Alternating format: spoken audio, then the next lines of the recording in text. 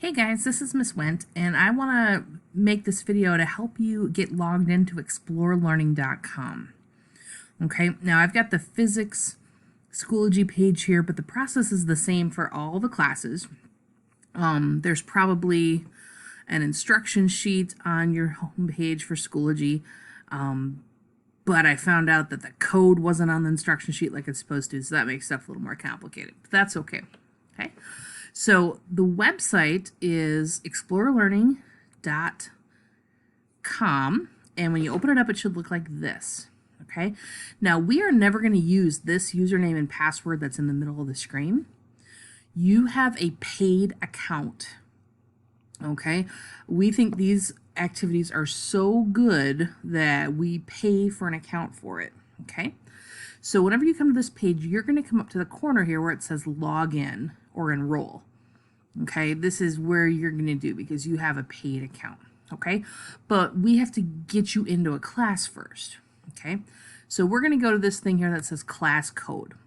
Now each class has a different code, and I have a list of them right here. Make this a little bigger here. Now you don't have to write these down now. I should have it somewhere on your Schoology page here.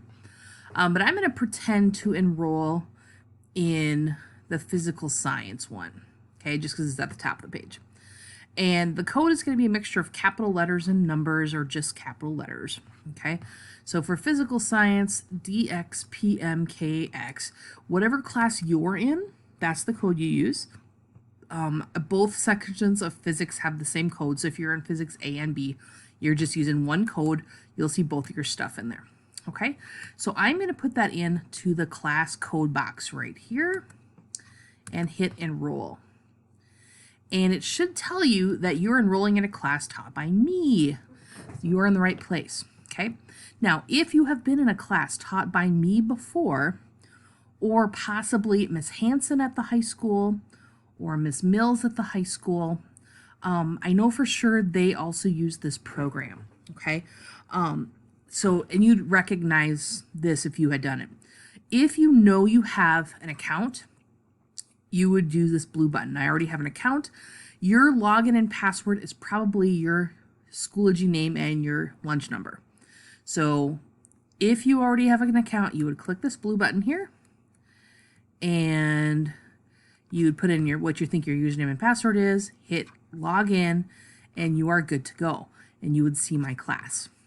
Okay, now if I don't think I have an account, we'll go back here. So for most of you, you probably have to create an account. Okay, so you're going to hit the green button. And if you're not sure, just create a new account. It's fine. Okay, so when I click this green button here, again, it's going to tell me, hey, you're enrolling in Mrs. Want's Physical Science B. You need to put in your name, first name, last name.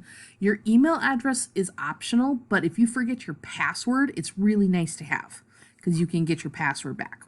Okay. I would suggest your username and password be exactly the same as what you use for Schoology.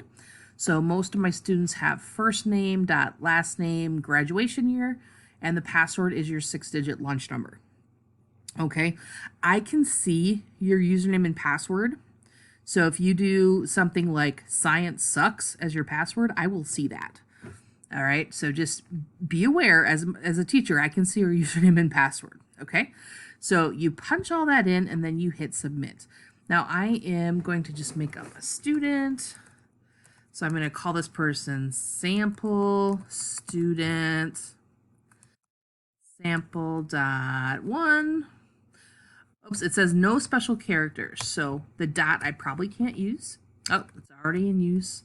Let's try that. Randomness. And some password, let's just put science. Science again, and submit. Okay, so, and it might ask you if it wants to save your password if you're on a computer. This is a made-up account, so we're going to say no. So when you get into the account, you're going to see different activities here based on whatever class you're in. Okay, so for physical science, one of the first things they have is an extra credit water cycle. Now I'm going to just show you a couple of these for those of you that haven't been here before. When you open up a program on a computer, you'll have the option to go full screen. I think on your iPad it's just full screen already. So for this water cycle one, you can see there's things off to the side you can click. That'll do things. There's usually different tabs on the top. Oh, hey, there's the where I all clicked. And I can export that onto a worksheet or Notability or whatever if I want to. I can click different things in the picture sometimes. If I hit reset here, I can try, oh, I gotta start somewhere here. So if I start in the aquifer, then go here, and it gives me info up here that might help me with my worksheet. They all have a toolbar.